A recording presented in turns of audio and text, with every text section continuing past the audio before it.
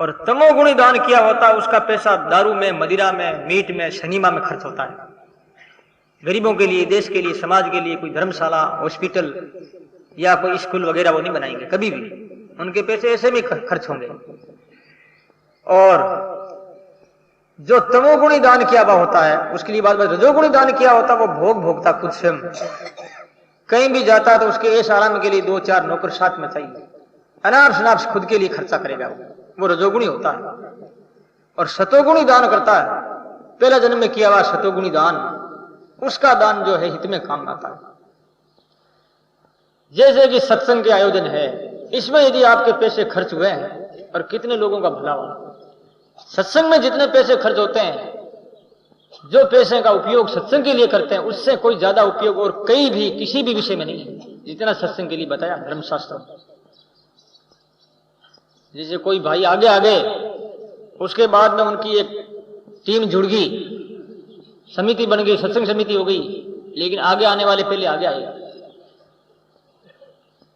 कर्णधार बन गए, खंदा मान लिया कि भाई सत्संग करना, चातुर्मास कराना। मैंने चातुर्मास का वास्ते पहले मना कर दिया था, मैंने कहा मैं जोधपुर चातुर्मास नहीं करूंगा।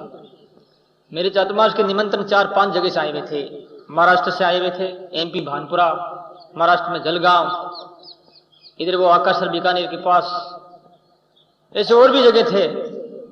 लेकिन यहाँ जो है श्रीनिवास जी और सोनलाल जी राठी जो है मेरे से वो बार बार आग्रह करते रहे, 2-3 साल से करते रहे, 10 साल हो गया चातुर्मास अभी नहीं हुआ, नहीं ना जोधपुर में, इसलिए जोधपुर में इस वर्ष चातुर्मास रखो। मैंने ना करता गया। इस वजह ऐसा चांस हो गया, मौका मिल गया, बहुत कृपा हो गई इनके ऊपर। ये 2 व्यक्ति जो है आगे आए और उनके बाद में उनकी टीम जुड़ गई। और उसके बाद में और भी आप लोगों ने सुना, और नहीं सुने तो क्या करें, हम क्या करेंगे? खाली पंडाल हो रही है, कोई आवे ही नहीं सत्संग में, तो क्या करेंगे हम? अकेले बोलेंगे, किनको सुनाएंगे? पंडाल को, कपड़े को सुनाएंगे या दीवालों को सुनाएंगे? तो इस वास्ते वो भी भाग्यशाली माने गए हैं जो सुनने के लिए आते हैं। इस वास्ते और भी जो बूढ़े बूढ़ी सुनने के लिए आए हैं और जो जवानों को लाए हैं वो तो और भी भाग्यशाली है, बच्चों का संस्कार बनेगा। तो ऐसे पैसे खर्च होते हैं, वो सच्चा धन है, वो अक्षय दान होता है, कितने जीवों का भला होता है। अपने बिना ही मुल्क पान खा करके रोज का 10 रुपया खर्च कर देते हैं, कहीं जाकर के बैठ के होटल में चले गए, 100-200 रुपये ऐसे खर्च कर दिया, क्या उपयोग हुआ उसका? कोई उपयोग नहीं। ऐसे पैसे इकट्ठे करके अच्छे काम में लगाओ, सतोगुणी पैसा है, इससे समाज का, देश का भला होता, लोगों का कल्याण होता, लोगों के हृदय में अच्छी संस्कृति का उदय होता है, प्रेरणा मिलती है ना। तो भाई ये माया काम की है, बाकी माया कोई काम की नहीं।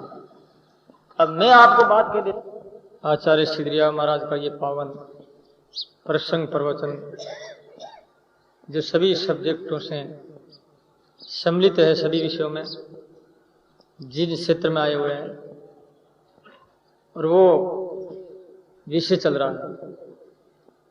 आचार्य श्री ने कल कहा था, दूजा देखे वीर सम, दूजा भाई के समान देखता रहे, और गणनहार भरता, गढ़ने वाला कौन है? परमात्मा। उसके बाद में व्यक्ति के मानस में परमात्मा कायम रखने के लिए, परमात्मा को सर्वोपरि मान करके परमात्मा ही प्राणी मात्र के हृदय में बना रहे और प्राणी मात्र उन परमात्मा को देखे, इसके लिए परमात्मा से प्रेम होना अति आवश्यक है। प्रेम होगा तो परमात्मा के साथ में वो जुड़ा रहेगा, और वो एक ही परमात्मा के साथ प्रेम करने के लिए जगत में जो आकर्षण पदार्थ है, आकर्षक वस्तुएं हैं, उन वस्तुओं का त्याग पूर्वक धर्म का आचरण करने के लिए जो आचार्य श्री ने कहा है कि जावे नर छिटका, कि ये जो माया है दुनिया के साथ में कभी किसी के साथ चली नहीं और चल नहीं सकती, ऐसा ये नियम है। जो है नहीं उनको अपना है मान लिया, और जो है उनको ना मान लिया कि ये नास्ति नहीं है उसको नहीं है, उसको अस्ति मान लिया। इसलिए विरोधाभास हो रहा है। विरोधाभास के कारण से ही अंधकरण जो है निश्चय नहीं कर पा रहा है कि मैं भगवान को स्वीकार करूं, भगवान को मैं अपना मानूं। और अपना मानूं, प्रथम तो यही संदेह है कि भगवान मेरे है अथवा नहीं। उसके बाद में स्वीकार कर लेने के बाद में भी ये संदेह है कि मैं आखिरी मंजिल तक पहुंचूंगा या नहीं पहुंचूंगा।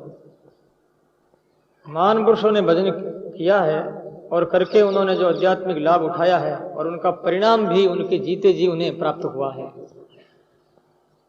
तो ये भजन का और ध्यान का सत्संग का जो परिणाम है, इस जन्म में शरीर के रहते रहते ही प्राप्त हो जाना चाहिए। मरने के बाद में तो परिणाम कोई प्राप्त नहीं होता। मरने के बाद में तो दुख और नरक के अलावा और क्या मिलता है? कुछ नहीं मिलेगा। इसलिए मिलना है वो पहले ही मिल जाता है, पहले ही उनके स्वरूप का निर्माण हो जाता है, स्वयं की रचना हो जाती है। उसके बाद में तो वो दृश्य दिखता है, साक्षात्कार होता है, दृश्य में वो स्वयं परिवर्तित होता है। लेकिन दृश्य का निर्माण पहले ही से कर लिया जाता है। तो आचार्य श्री कहते हैं कि ये जो संसार का जो धन है, दौलत है, ये 7 मनी जाते हैं। यहां पर बताया महाराज ने, जतन जतन कर जोड़िया दरिया हित चित लाए।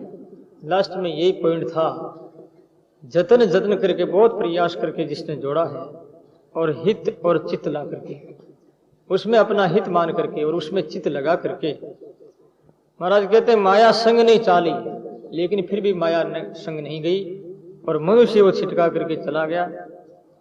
इस घर में हम लोग रहते हैं, पता नहीं इस घर में इस पृथ्वी पर कितने लोग रहे हैं। श्रीमद् भागवत में प्रसंग आता, जब राजा महाराजा एक दूसरे से झगड़ा करके एक दूसरे से अधिकार छीनने की कोशिश करते और झगड़ा होता, तो ये पृथ्वी हंसती।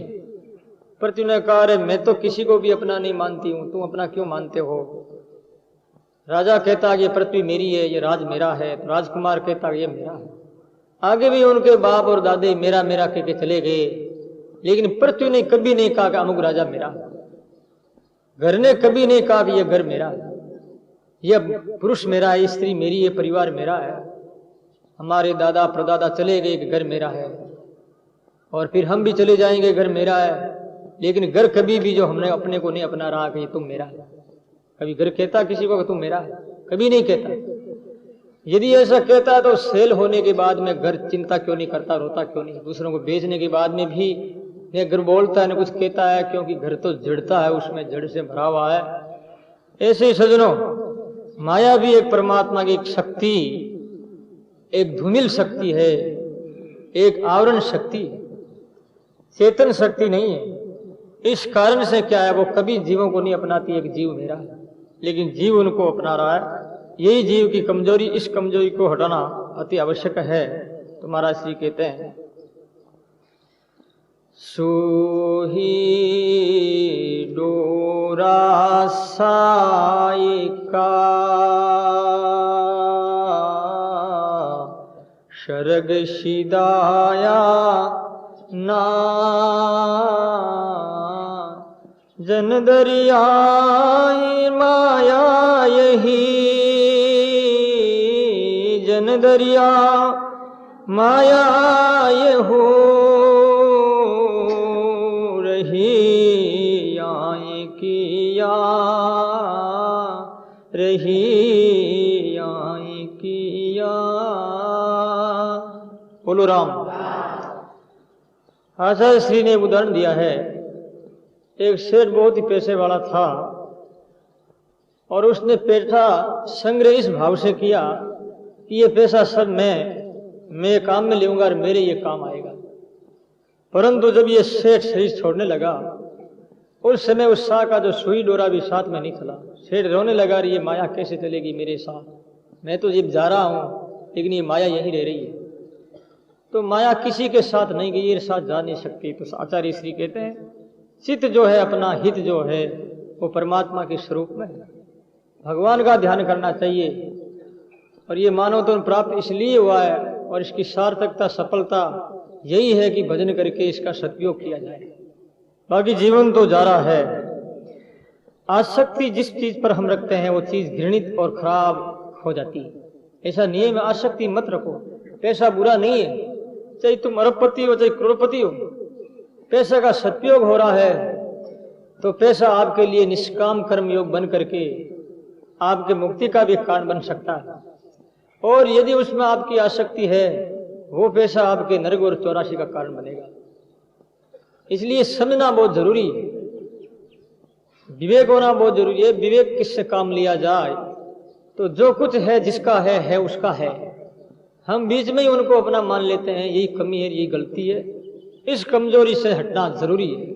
और ये कमजोरी कब मिटती है? महापुरुषों का संग करने से। सजनों, आसक्ति रखता है वो क्या है? केवल उसकी रखवाली करता चौकीदार है, सिर्फ माया का चौकीदार, और क्या है? न तो स्वयं काम में लेता है, न उसका सदुपयोग कर पाता, न दरिद्र नारायण की सेवा करता है, केवल उनकी रखवाली करता है। और मर जाने के बाद में या तो भूत होता है या बहुत बड़ा अजगर होता है, जो माया के जो चारों ओर घूमता रहता फिरता रहता है। जैसे यक्ष होता है, माया को न स्वयं काम में लेता है और न दूसरों को लेने ही देता है। यहां पर बात आ गई, इसलिए मैं कह रहा हूं। एक बात मुझे याद आ गई। एक सेठ था और उसने बहुत धन कमाया। धन कमा करके पैसों से उन्होंने जब मोरें खरीद ली, और मोरें खरीदी, आगे पीछे कोई नहीं था, अकेले ही था, परिवार सब समाप्त हो गया था। मोरें हो गई करीबन 4-5 किलो। जब वो मरने लगा, उस समय मैंने विचार किया, मोरें कैसे करूं, मैं साथ कैसे ले चलूं इन मोरों। जानपूर्वक सुने आप। तो डॉक्टर आया उनको देखने के लिए। डॉक्टर से बोला, डॉक्टर साहब मैं तो अब जा रहा हूं, लेकिन क्या करूं, अब शरीर तो मेरा जा रहा है। डॉक्टर ने कहा, भाई भगवान बचाएंगे तो बच सकते हो, लेकिन शरीर तो उतर तो दे दिया है और ये दवाई जो लागू नहीं हो रही है। उसके बाद में डॉक्टर चला गया। उसने सोचा कि ये मोर मेरे यहाँ रह जाएगी, ऐसा सोच करके वो मोरों को निगलने लगा पेट में। एक मोर खाता है और फिर पानी पी लेता है, एक मोर पेट में लेता है, मुख में लेता है और पानी से जो है वो गले उतार लेता है, पेट में उतार लेता है। ऐसे करते करते 5 किलो मोर वो पेट में उतार ली, क्योंकि वो इतनी थी उनके पास कि अब कोई बात नहीं, मेरे साथ चलेगी। अब विचार करना चाहिए कितनी मूर्खता है उनकी, क्या पेट की मोरें भी साथ चलेगी क्या? जो शरीर भी साथ नहीं चलेगा तो मोरें कैसे साथ चलेगी? धन के ऊपर कितनी आसक्ति है, इस वास्ते मैं आपको बात बताने जा रहा हूं। तो मर जाने के बाद में जो है उनकी दाह क्रिया संस्कार किसने किया? पड़ोसियों ने किया, क्योंकि धन में 15 प्रकार के दोष बताए गए हैं, और नहीं तो धन में कोई भी दोष नहीं है, उसका उपयोग किया जाए तो 15 प्रकार के दोष में एक ये भी दोष है कि लोगों के प्रति संदेह रहता है, अविश्वास पैदा हो जाता है, पता नहीं लोग कोई खा जाएंगे, वापिस देंगे या नहीं देंगे। इसलिए उसने कभी किसी को उधारा भी नहीं दिया और उपयोग तो कर जानता ही नहीं था वो। इस वास्ते पूरा धन को पेट में निगल गया और आड़ोस पड़ोस वाली दाह क्रिया संस्कार के लिए तैयारियां करके और उनकी डोली में बैठा करके डोली को लेके गए शमशानों में, और शमशानों में गए वहां तो उनको जलाया और जलाने के बाद में उनके पेट में से जो घड़कर के मोरें वो पीली पीली निकल रही थी। तो किन्हीं लोगों ने कहा, भाई ये तो कोई इनके रोग हो गया था पेट में, इसलिए पीला पीला ये क्या निकल रहा है, लोगों को पता नहीं लगा। उसके बाद में 2-3 दिन के बाद में जब वो एकदम भस्मी उनकी ठंडी हो गई है, ठंडी हो जाने के बाद में देखा तो वो पीली पीली नजर आ रही थी, हवा लग रही थी और बानी उड़ गई, तो वो जो ढेर का ढेर ऐसा पीला पीला दिख रहा था। पड़ोसी लोग देखे थे, उन्होंने कहा ये पीला पीला क्या दिख रहा है? लकड़ी से इधर उधर किया तो वो जो पूरा का पूरा सोना का पिघल करके ढेर बना हुआ, आश्चर्यचकित हुए। तो किन्हीं ने कहा कि ये बड़ा कंजूस था, शायद मोरों को पेट में निकल गया होगा। तो लोगों ने कहा, भाई कंजूस का धन काम में नहीं लेना चाहिए, अब इसका धन क्या करना है? गरीबों को और कोई संतों को और महान पुरुषों की सेवा कर दो। अपना हरिद्वार में महात्मा लोग बहुत रहते हैं और महात्मा लोगों को खिला दो क्या। उसका 12 दिन ठीक ढंग से कर दिया और उसके बाद में बचे हुए धन जो थे लेकर के वो हरिद्वार पहुंचे। बहुत बड़ा भंडारा किया, समष्टि भंडारा में हजारों लाखों साधु आए और उसका हलवा बनाया। हलवा बना करके संतों को थालों में पुरसे गए। पूछने के बाद में संत जब देखते हैं तो उसमें दुर्गंधी आ रही थी, मुर्दा की बास आ रही थी। अब ग्रास लेवे तो लेवे कैसे? दुर्गंधी किसी संतों ने थोड़ा सा ऐसे चखा तो मुर्दा जैसा बास आई दुर्गंधी। सब संत उठ करके खड़े हो गए कि ये क्या तुमने कर दिया, ये क्या रसोई दी? रसोई देने वाले आए थे अड़ोस पड़ोस के उनके लोग, बोले महाराज ये तो रसोई है, क्या किया, क्या ठीक ही किया हमने, आप महात्मा है, आपकी कृपा होनी चाहिए, आप प्रसाद पाइए। कि प्रसाद हम पावे कैसे, इसमें मुर्दाबाद सा दुर्गंधी आ रही है। अब विचार करो, धन में इतनी आसक्ति थी, इस कारण से मुर्दा भी उसके अंदर हिल मिल गया। वो शिरा जो है मुर्दे की जैसे कोई जलाते हैं दुर्गंधी आती है, इस प्रकार से उसमें बास आ रही थी। तो फिर संतों ने कहा हम श्राप देंगे तुमको, सत्य सत्य बताओ बात क्या है। फिर कहा कि ऐसा कंजूस आदमी था, धन वो संग्रह किया और मरते समय मोर उसने निगल ली थी और हमें पता लगा नहीं, संसार में जलाया गया और उसके बाद में सोना पिघल करके ढेर के रूप में बन गया। और वो ठंडी होने बाद में हम लोग गए, संभाला तो सोना था। हमने सोचा भाई 12 दिन भी कर दो, और इस कंजूस का धन अपने तो काम का नहीं, कंजूस का धन यदि आ गया ऐसे गंदा पैसा तो अपने परिवार का घर का बर्बाद करेंगे। इस वास्ते हम लोग यहाँ आए हैं, आप कृपा करो। संतों ने कहा भाई बस ठीक है, हम भोजन तुम्हारे यहाँ नहीं करते हैं, रास्ता नापना अच्छा है, कोई सार नहीं। तो कहने का मतलब धन खराब नहीं, धन में जो आसक्ति वो खराब है। आसक्ति पूर्ण चीज है और वो चीज कोई दूसरा उसके काम में लेता है। कई लोग कहते हैं भाई थारी नजर लागी, नजर लागने मतलब कहीं है, भोजन में नजर पड़ी, आसक्ति है भोजन में खा लूँ, खीर बहुत बढ़िया है, बादाम डाला हुआ, किशमिश डाली हुई है, और कोई दूसरा भोजन करता और उसकी नजर पड़ गई और भोजन करने वाला भोजन कर लिया, उसके बाद में उसका पेट में दर्द होगा, अथवा उल्टी हो जाएगी, अथवा कोई जो है गैस होकर के सिर पे चढ़ जाएगी, सिर दुखने लग जाएगा, कोई बीमारी पैदा हो जाएगी। नजर लगना इसे कहते हैं आसक्ति।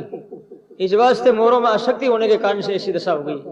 तो सज्जनों, ये जो चीज ऐसी है परमात्मा की दी हुई है और परमात्मा के लिए ही सेवा में लगाना चाहिए, उसी का धन सार्थक है। तो आचार्य श्री कहते हैं सुई डोरा साय का स्वर्ग सीधा है।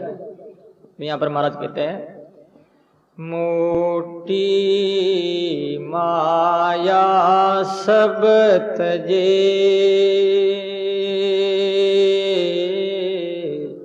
जिनी तजिहन जाय दरिया झीनी सो तजे दरिया झीनी सो तजे रेहे राम लिवलाए रेहे राम लिवलाए।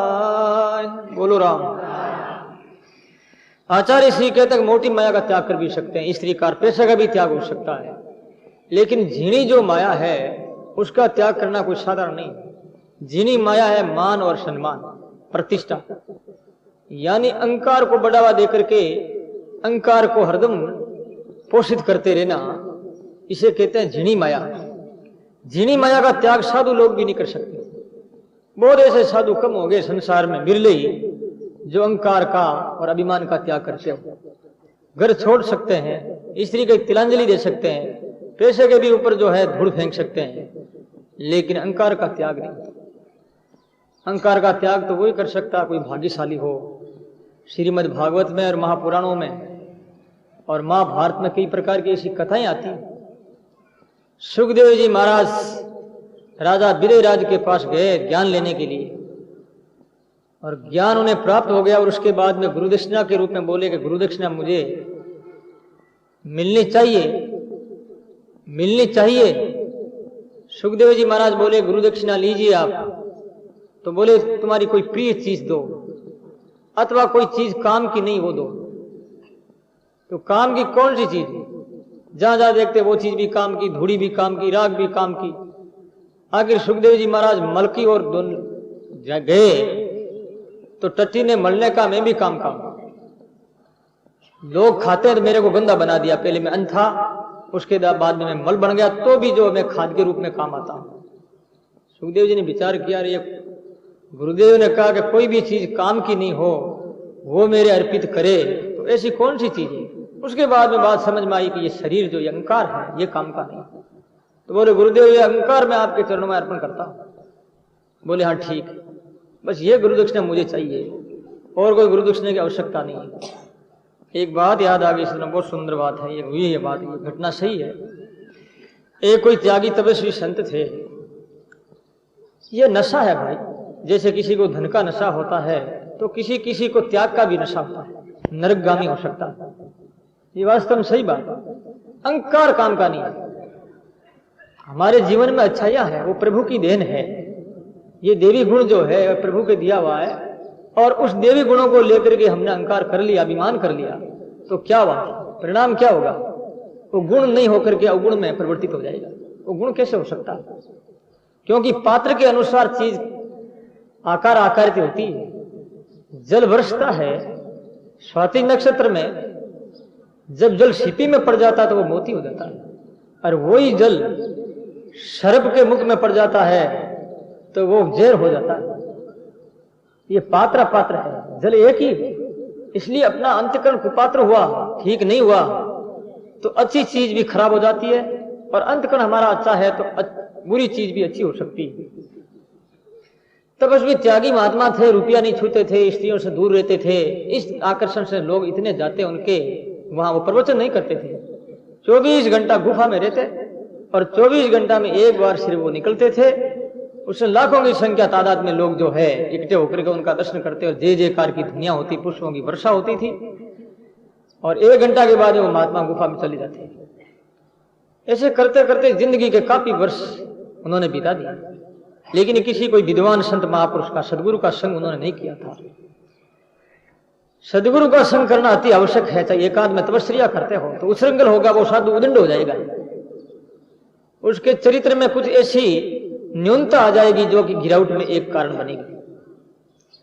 श्रीमद् भागवत में आया है, जिस व्यक्ति ने 1 करोड़ वर्ष तक राज्य किया है, राजा भरत महाराजा हुए हैं, और पूरे आश्रम में आकर के उन्होंने तपस्या की है, लेकिन किसी सदगुरु का, विद्वान महापुरुष का संग नहीं किया। इस कारण से मरते समय में मृग योनि याद होने के कारण से मृग योनि को प्राप्त हो गया। मृगा याद आ गया, मरते समय में मृग बनना पड़ा। लेकिन यदि किसी महापुरुष का संग करते तो उनकी ये स्थिति नहीं होती। इसलिए भाई जानना भी अति आवश्यक है। केवल तपस्या ही कुछ नहीं है, अकेला मन माना ही भजन करना ये भी नहीं है। किसी महापुरुष का आश्रय लेना पड़ेगा यदि कल्याण चाहते हो और मोक्ष चाहते हो। कोई बात नहीं। एक दिन कोई बेचारा पढ़ा लिखा समझदार आदमी, समझदार जो महापुरुष कोई मंडलेश्वर था, आचार्य था, उस नगर में आ गया। लोग इकट्ठे हुए विद्वान को देख करके कि महाराज आपका प्रवचन होना चाहिए, ऐसा होना चाहिए। तो उनके प्रवचन में लोग आए नहीं, बहुत कम संख्या में आए। तो बोले भाई बात क्या, तुम क्यों नहीं आते हो हमारे प्रवचन में? तो कहा महाराज बाप जी आते तो हैं, लेकिन आपके त्याग नहीं। वो महात्मा पैसा ही नहीं लेता और स्त्री को भी छूता नहीं है, दूर रहता है, इसलिए उसका आकर्षण है। वो भले प्रवचन नहीं भी करता है, लेकिन लोगों का ध्यान जो है उस संत के प्रति। उसने कहा रे भाई त्याग का स्वरूप क्या, त्याग किसे कहते हैं? त्याग यश तो कर्म फल त्यागी, जो कर्मों के फल को त्याग करता है। भगवद गीता में भगवान ने कहा है वो वास्तव में त्यागी। जनक जी जैसा तो कोई त्यागी संसार में वही नहीं। जनक जी के ठाट सारा अरबों की संपत्ति थी। सुखदेव जी महाराज जैसा कोई त्यागी हुआ? सुखदेव जी महाराज को भी जनक जी को गुरु बनाना पड़ा। यदि त्याग ही सही कुछ होता तो सुखदेव जी घर वहां जाकर के जनक जी को गुरु क्यों बनाते? त्याग होना चाहिए, त्याग बुरी चीज नहीं है, त्याग की मैं बहुत प्रशंसा करता हूं, लेकिन त्याग स्वरूप से होना चाहिए, बनावटी नहीं होना चाहिए। बनावटीपना जो है यही बंधन का कारण है।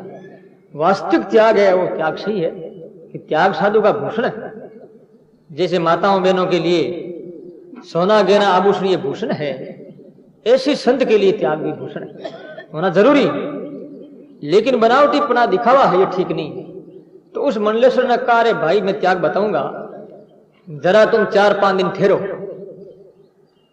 देखना वो महात्मा क्या। वो महात्मा आप लोगों को देख करके जीता कि मेरी इतनी भीड़ होती, इतने लोग आते हैं संख्या में, इस वास्ते उनका अभिमान इतना बढ़ गया है। मैं उनकी आलोचना करना नहीं चाहता हूं, मंडलेश्वर ने कहा लोगों से। आपको मैं परीक्षा के लिए ये बताना चाहता हूं कि तुम जान जाओगे वास्तव में कि क्या सही बात क्या है। तो मंडलेश्वर उस महापुरुष के पास भी गया है, वो त्यागी जो था। तो कुछ ऐसे बातें मंडलेश्वर ने कह दी कि महाराज अब आपको लोग नहीं मानेंगे। पता नहीं क्या आपकी कोई बुराई देख ली, इसी लोगों में बहुत आलोचना फैल गई और इधर मुखिया 4-5 गांव वालों को कह दिया कि आप आज ढिंडोरा पिटवा दे, आज कोई भी उनके जो आश्रम में नहीं जाए, और फिर हम चलते हैं, देखते हैं त्यागी क्या करता है। ढिंडोरा पिटवा दिया गया और वो महात्मा को तो कह दिया। अब दूसरे दिन महात्मा निकला तो कोई भी एक आदमी बच्चा भी नहीं। महात्मा ने देखा, अरे बात तो सही कह रहा वो मंडलेश्वर, क्या गलती होगी मेरी जो लोग आज आए नहीं। मुझे देखने के लिए लाखों की संख्या में लोग आते थे दर्शन के लिए, आज कोई नहीं आया। महात्मा को इतना फील हुआ, हृदय में इतना धक्का लगा जो कि वो एकदम मूर्छित हो गया और गिर गया और बेहोश हो गया। मंडलेश्वर 5 आदमी जो मुख्य थे जिससे परामर्श हुआ था, उन आदमियों को लेकर के गए, देखो ये मर जाएगा महात्मा, अब इनको आप कह दो कि हमने परीक्षा ली, आप चिंता क्यों करते हो। मंडलेश्वर वो वहां जो है गांव के मुखिया आदमी मिलकर के संत के पास में गए। संत बेहोश पड़े थे। क्यों बेहोश पड़े थे? मतलब एक कामना थी प्रतिष्ठा की। प्रतिष्ठा की एक आसक्ति होती है, प्रतिष्ठा आसक्ति, वो बहुत बुरी चीज होती है। त्याग बुरा नहीं, मैं त्याग की निंदा नहीं कर रहा हूं, यानी त्याग का भी अभिमान हो गया। हम साधु बन गए, हम बड़े बन गए, हाँ हमको हजारों लोग हाथ जोड़ते हैं, हमारे में बिल्कुल भी नम्रता नहीं है, तो हम क्या लोगों को उपदेश देंगे? क्या अधिकार है हमारा उपदेश देने का? आप लोग में हाथ जोड़ते हो, किस लिए हाथ जोड़ते हो? कुछ अच्छा है देख के जो हाथ जोड़ते हो ना, कैसे ही जोड़ रहे हो क्या? हमारे में आप में क्या फर्क है? कोई कपड़े से ही होता था? यदि कपड़े से ही कल्याण होता तो गधा को भी कपड़ा पहना दो, आपको क्या, वो भी साधु बन जाएगा। घोड़े को पहना दो, किसी पशु पक्षियों को पहना दो, नहीं, गुण देख करके। तो साधु को तो नम्र और भी ज्यादा होना चाहिए आपकी अपेक्षा में। क्या आप में भगवान नहीं है? प्राणी मात्र में परमात्मा है। इसलिए संत को तो ज्यादा झुकावा होना चाहिए, तभी कल्याण होगा, नहीं तो कल्याण नहीं हो सकता, चाहे साधु हो चाहे गृहस्थी हो। और वास्तव में सही बात। तो सदन वो त्यागी मर जाता बेचारा।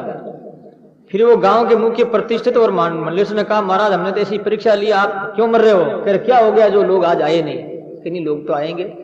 फिर समझ में आई, अरे त्याग तो इसका नाम है, तो वो फल नहीं चाहता है, कुछ भी नहीं चाहता, सब कुछ करता है, वो त्यागी। आप लोग भी त्यागी।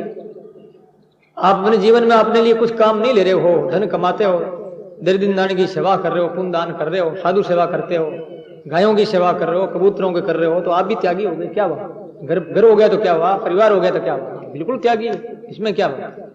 यदि आपकी आसक्ति नहीं है, और यदि आपकी आसक्ति है घर में, तो आप त्यागी नहीं, रागी हो गए। इसलिए आचार्य श्री कहते हैं, मोटी माया तो सब कुछ करते हैं। कंचन तजना सेज है, सेज त्रिया काने,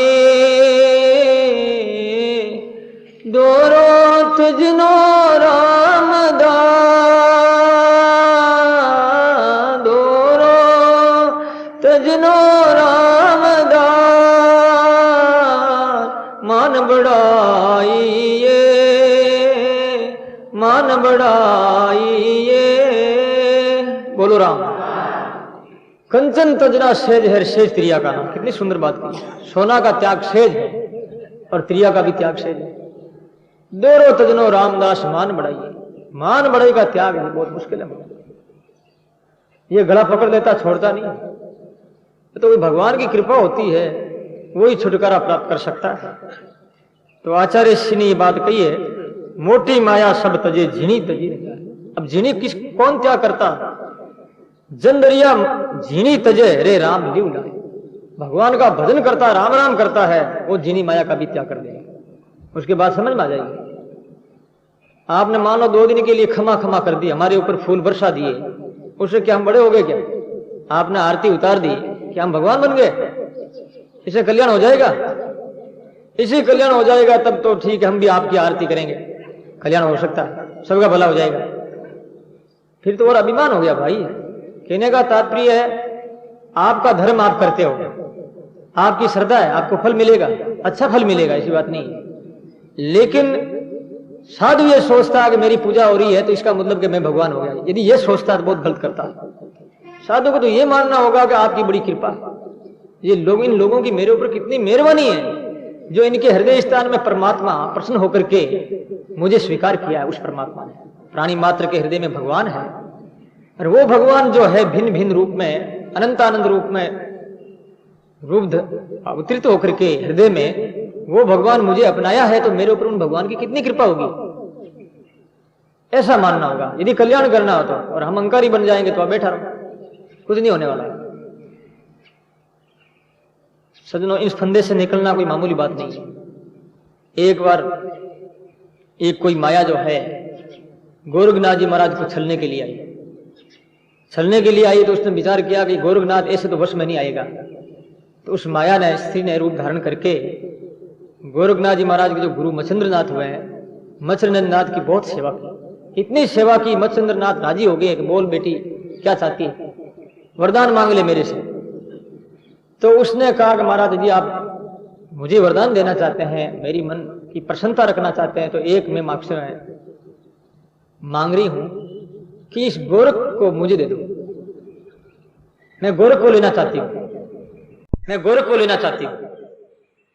पहले कह दिया कि हाँ देऊंगा, अब क्या करें? तो कह दिया कोई बात नहीं, तू गोरख को ले जा।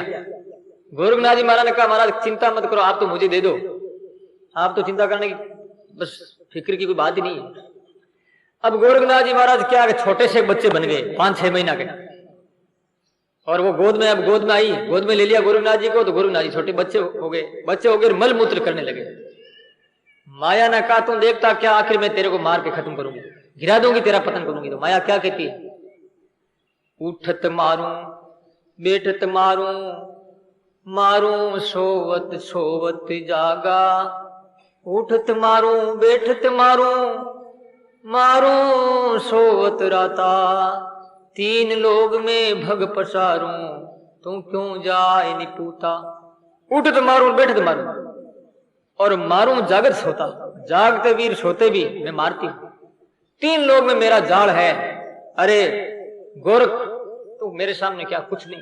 तो गोरखनाथ जी क्या कहते हैं, उठत खंडू बैठत खंडू, और खंडू जागत सोता, तीन लोग से न्यारा खेलूं मैं जोगी अवधूता।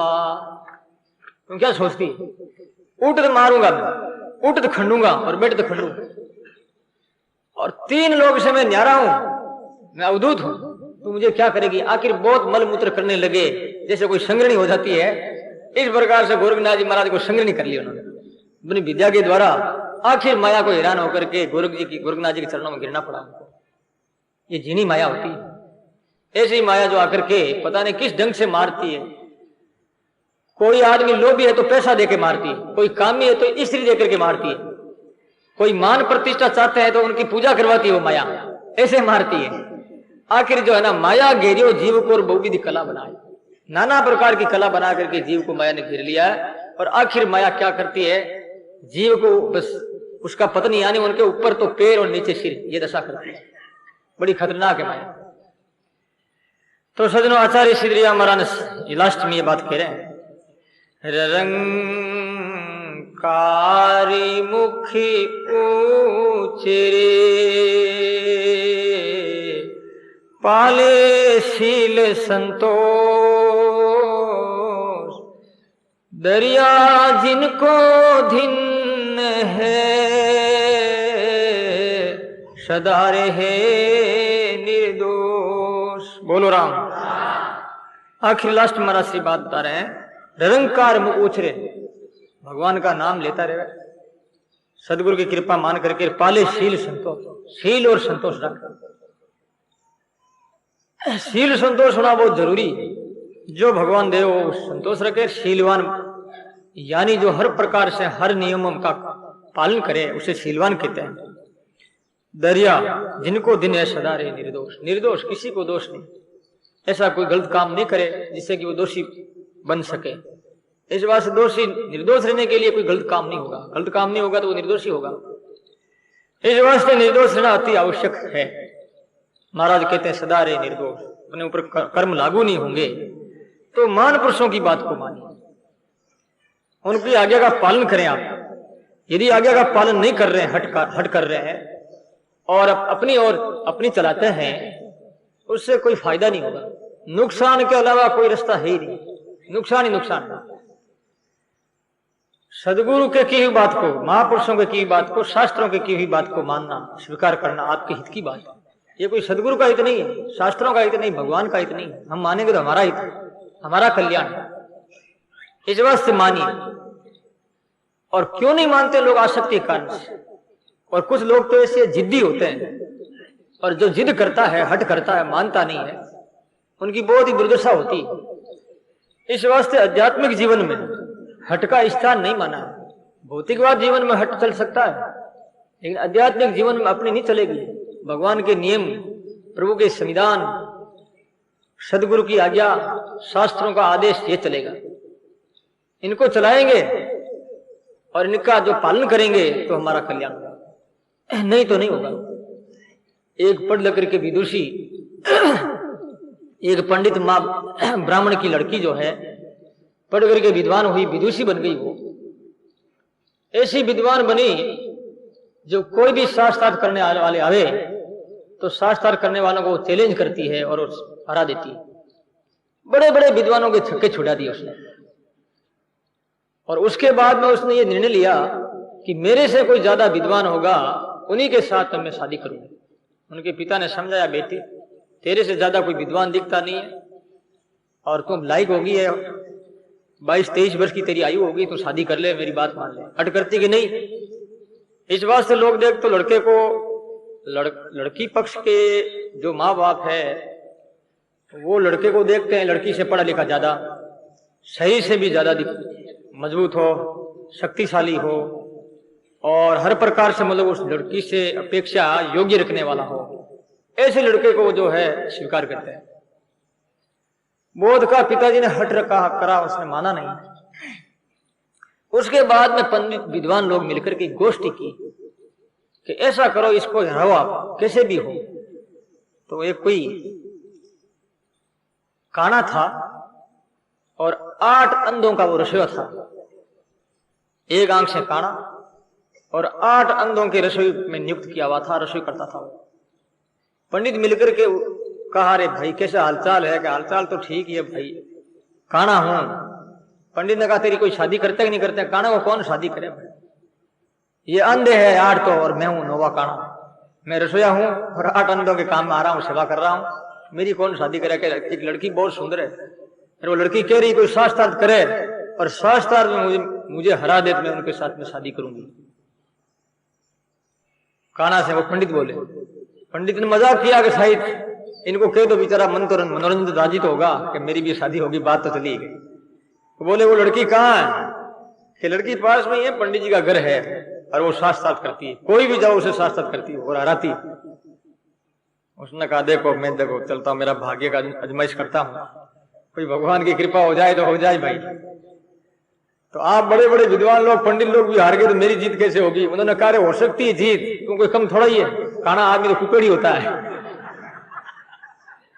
अपन लोग कहते हैं नहीं, कहते काना हुआ, खोड़ा हुआ, गंजा हुआ, मारवाड़ी में कहावत है कि नहीं है? काना खोड़ा कायरा और सिर से गंजा हो। समझाने वो नहीं माने तो हाथ में डंडा हो, कि समझाने से नहीं माने लकड़ी मान नहीं बन। इस वास्ते काना बहुत कुकड़ी होता है। उसने कहा कि हाँ तो फिर मैं अभी जाता हूं। हो गया महाराज। तो लड़की ने सोचा कि ये साला ये काना आया है मेरे पास, ये क्या मुझे हराएगा, ये तो पढ़ा लिखा भी नहीं है, तो इससे मैं पूछती हूं कि बोल प्रश्न कर तू मेरे से। वो काना कहता है कि प्रश्न तो मैं करूं लेकिन प्रतिज्ञा करनी पड़ेगी। उसने कहा, प्रतिज्ञा तो मैंने पहले कर ली है, तू मुझे हरा देगा तो मैं तेरे साथ में शादी कर लूंगी, और नहीं तो आजीवन तेरे को नौकर रखूंगी। पंडित की लड़की जो थी वो उसने ये कह दिया कि यदि मैं हार गई तो मैं तेरी गृहिणी बनकर के रहूंगी, और यदि मैं जीत गई तो तेरी मालिक बनकर रहूंगी, अब देख लेना। उसने कहा ठीक। उसने कहा, मैं एक दोवा कहता हूं, और दोवे में यदि तू जीत गई उसका अर्थ कर दिया तब तो ठीक है, नहीं तो ठीक है। वो कहने लगा, चरण 18 शीस 9 तांबिच चक्षुए, राम करे तो 3 होए, नहीं तो रहे एक की एक।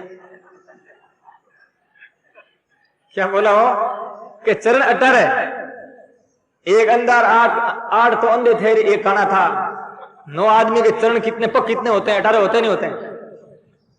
ये दोहा का उसने चरण 18 शीश 9 आदमी के 9 शीश हुए, एक काना रसोई करने वाला और 8 अंधे 9 हुए कि नहीं हुए? और पग हो गए उनके 18। चरण 18 शीश 9 और तांबिज चक्षु 1। 9 आदमियों के बीच में आंख एक ही है, ज्यादा नहीं है।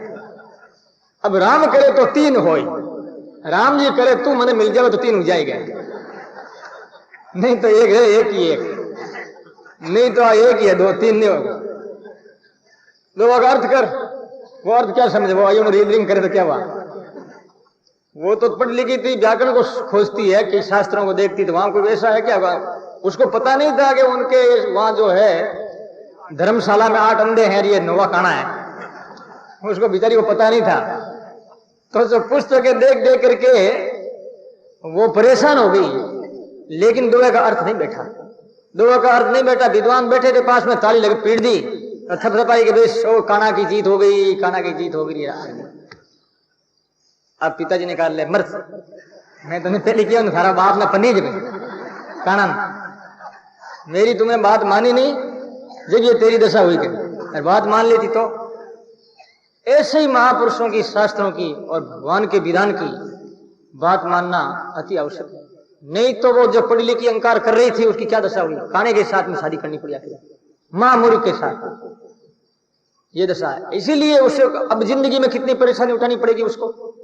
ऐसी विदुषी होकर के, विद्वान होकर के एक मां मूर्ख काना के साथ में शादी करना, ये तो लज्जास्पद, हास्यास्पद की बात हुई। ऐसे ही मानवतन हमने प्राप्त किया है, ऐसे जो हम एक मोक्ष के गेट पर खड़े हैं, और अब भगवान की हमने बात नहीं मानी, महापुरुषों की बात पर अमल नहीं किया, आदर नहीं किया, तो क्या होगा? जैसे उस लड़की की, पंडित की लड़की की दशा हुई, उसके साथ में गठबंधन हुआ, ऐसा ही हमारा गठबंधन किनके साथ में हो जाएगा?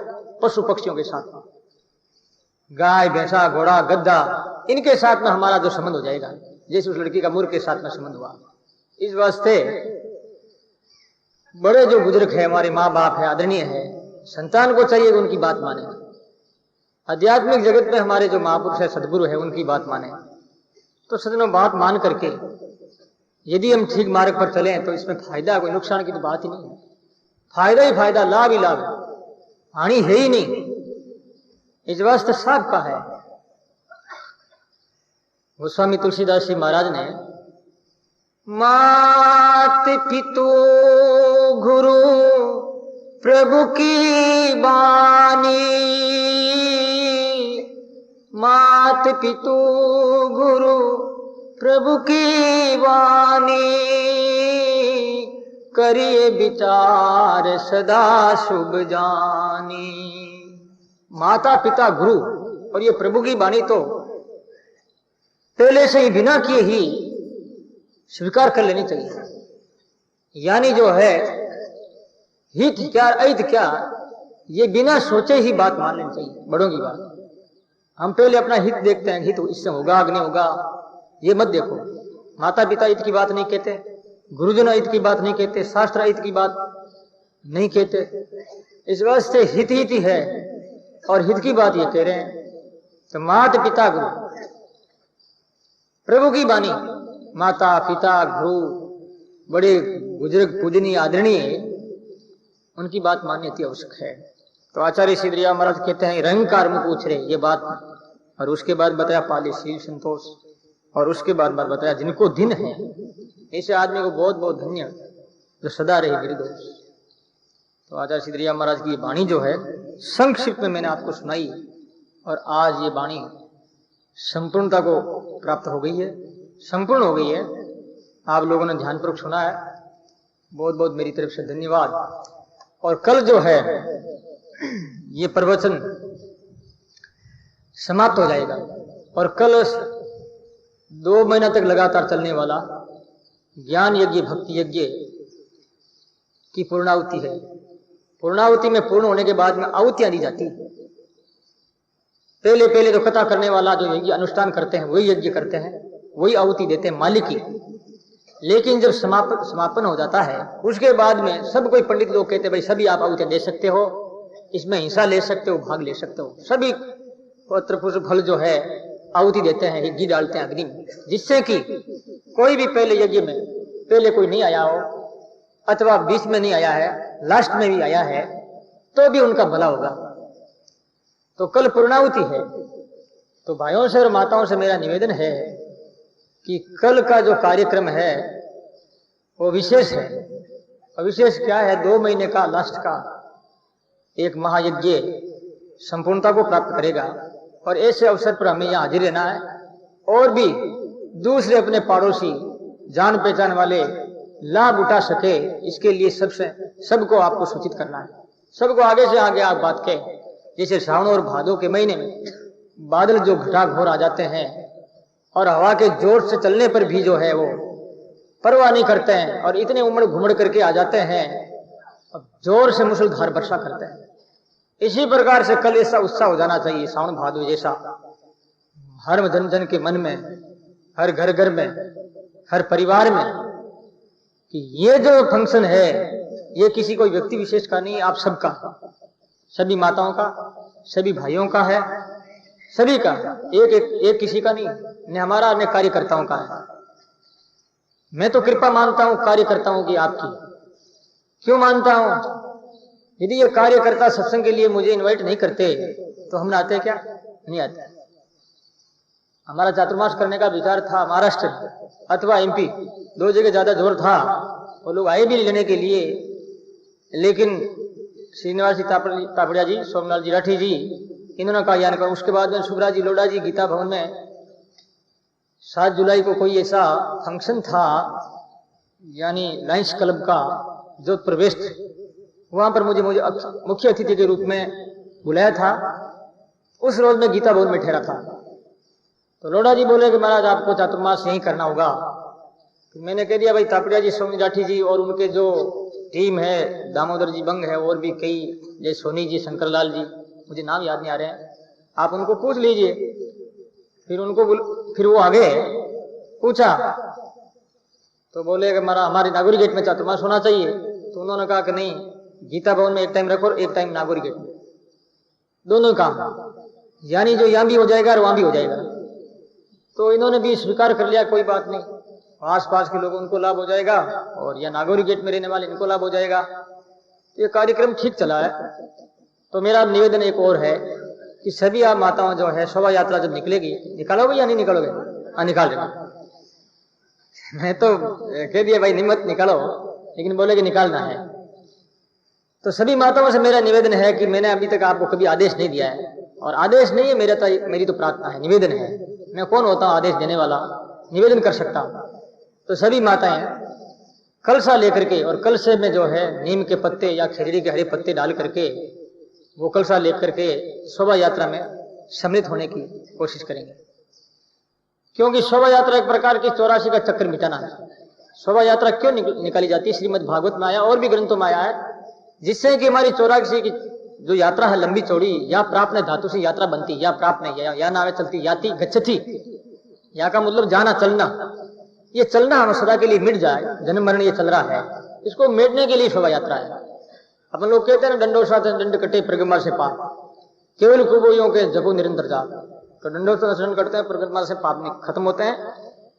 तो सभी माताओं से निवेदन है कि वो जुलूस में शरीक हो और वो आगे से आगे सबको चर्चा करे और सबको कहे कि ज्यादा से ज्यादा कलसा लेकर के आए हो, उससे ज्यादा डबल लाभ होता है।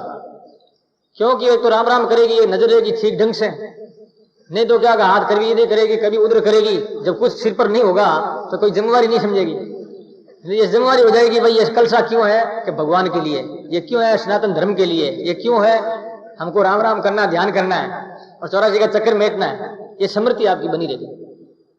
तो कोई भी लड़कियां भी आ सकती है कुमारी, विधवा को छोड़ करके। विधवा कलसा नहीं ले, विधवा सम्मिलित हो सकती है। ऐसा मत सोचना कि विधवा जो है जुलूस में भी शामिल नहीं हुए, ये बात नहीं। जुलूस में शामिल हो सकती है, लेकिन कलसा विधवा नहीं ले सकती। बाकी कलसा कुमारियां ले सकती है, माताओं बड़ी ले सकती है, बूढ़ी भी ले सकती है, जिनके पति मौजूद हो।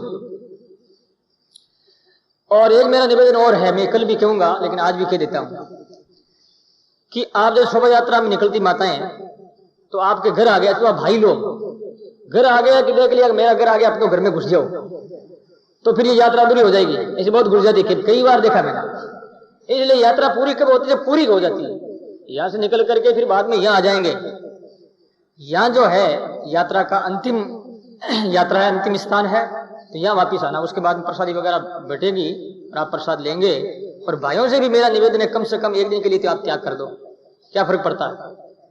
आगे से आगे सबको कहो कल का बार क्या, कल है गुरुवार, बार भी कितना बढ़िया गुरुवार बार है, बहुत सुंदर बार आया, अपना हाथ ऑटोमेटिक काम हो रहा, देख लो भगवान की कृपा है। और देव झूलने गैर से लो, देव झूले, कोई झूलते है तो फिर प्रेम से झूलते हैं ना, दुखी आदमी थोड़ी झूलता है, सुखी होता वही झूलेगा जो आनंद है, खूब प्रसन्नता से झूलता है, खूब हिंडा देवे भाई। तो कल तो झूलनी घर से है और गुरुवार भी है, बहुत सुंदर अवसर है, इसलिए सब आप लोग भाग लेंगे। अब तापड़िया जी क्या नीचे रख दी, उसके बाद याद नहीं आएगी। गर्भ चेतावनी ऐसी है कि उस चेतावनी को एक बार कोई सुन लेता है, जब रोज पाठ करता है तो वो गर्भ में नहीं जाता, फिर ऐसा उसमें लिखा। तो गर्भ चेतावनी तापड़िया जी आपको कल सुनाएंगे, ज्यादा नहीं, 10-15 मिनट का टाइम लगता है। और मैं तो कल तो थोड़ा ही बोलूंगा, वाणी तो आज मैंने पूरी कर दी। वैसे भजन वाणी अभी पूरी नहीं हुई है, वैसे पूरी तो नहीं हुई है, लेकिन संक्षिप्त मैंने कर दिया। कल तो मैं खास आपको बातें सुनाऊंगा। आज लेटर भी किन्हीं भाई का आया, भाई साहब भला कौन है पता नहीं, नीचे रूप सिंह जी राठौर साहब है, उनका कि महाराज 50 दिनों में चलने वाले प्रवचन जो है जाने, तो इसमें जो है लास्ट में आप हमने कोई संक्षिप्त में सार बातें बताएं, तो कल सार बातें बतानी राम।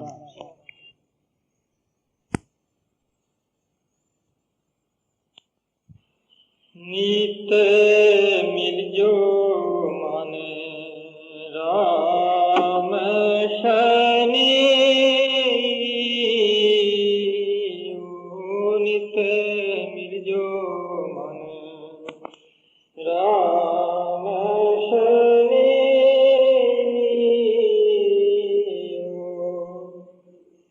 प्रेम पियाला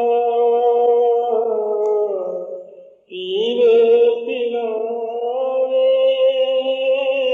प्रेम पियाला पीवे पिलावे, प्राण उधारण वेई, नित मिलो माने राम शनि,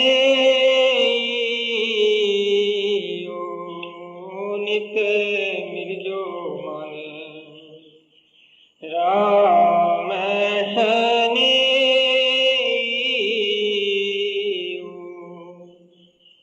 ज्ञान ध्यान का ढोल बजावे, सूता जीव जगावे, हारे सूता जीव जगावे,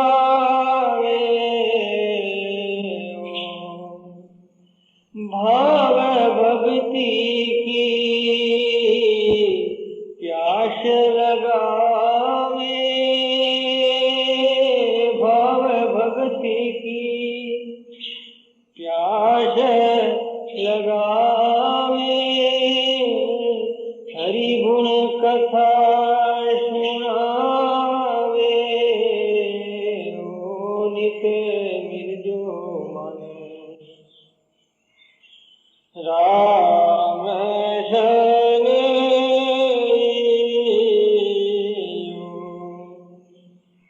करे उपदेश कलेश मिटावे, रचना राम रटावे, करे उपदेश क्लेश मिटावे, रचना राम रटावे, शील संतोष देवयुर क्षमता, शील संतोष देवयुर क्षमता, तृष्णा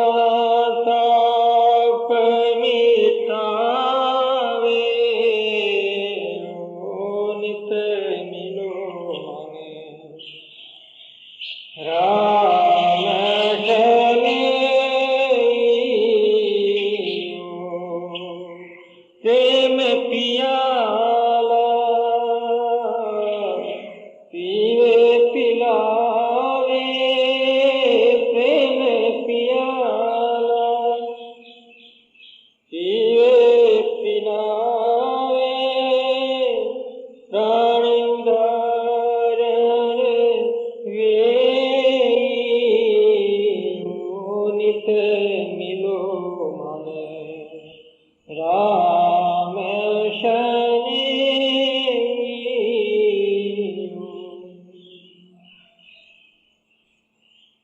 कामादि निर्दोष मोम दिल परमारथ हित करियो कामादि निर्दोष मोम दिल परमारथ हित करियो मुख वाणी अमृत की धारा मुख वाणी अमृत की धारा दर्शन की बलिहारी नित मिलो मन राम शनि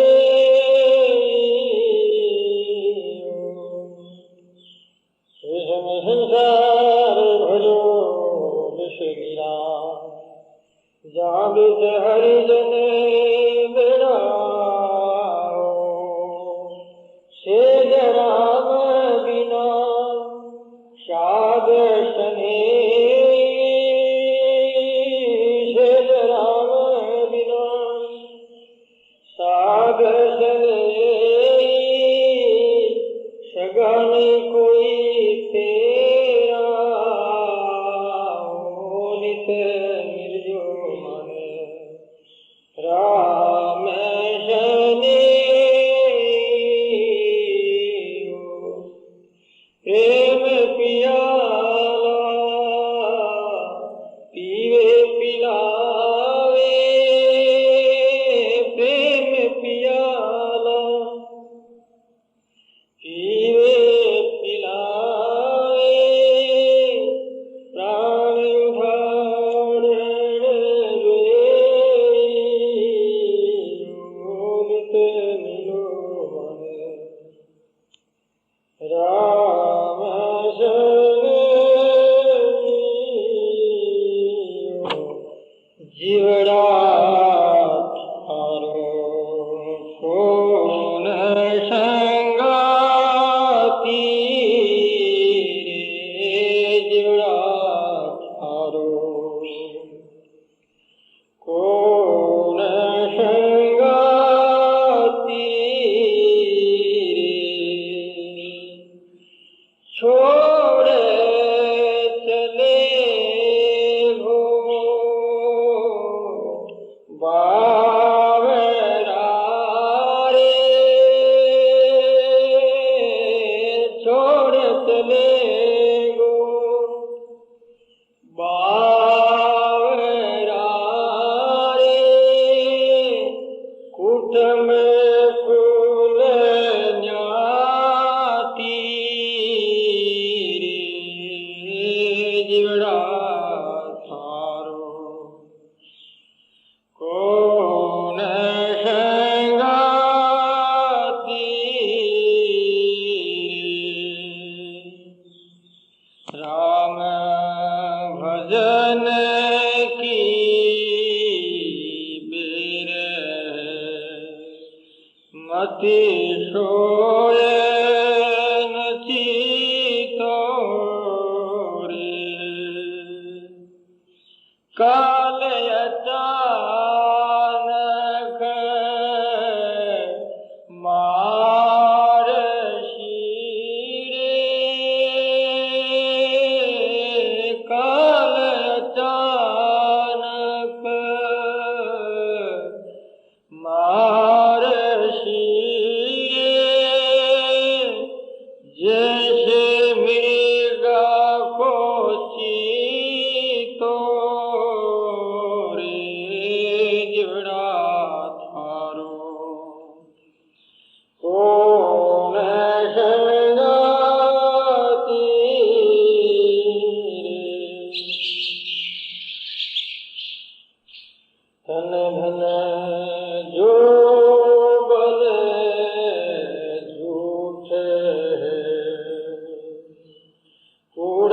कवर रे तन धन जो बने झूठ है कूड़ा कवर